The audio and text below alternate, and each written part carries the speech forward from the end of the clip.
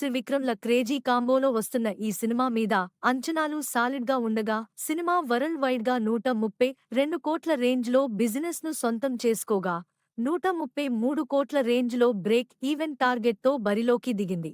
మొత్తం వరల్డ్ వైడ్గా 2000కి పైగా థియేటర్స్లో గ్రాండ్గా రిలీజ్ కాబోతుంది సినిమా. మూవీ మిక్స్ టాక్తో సంబంధం లేకుండా ఫస్ట్ డే రికార్డ్ కలెక్షన్స్ రాబట్టే అవకాశం ఉంది.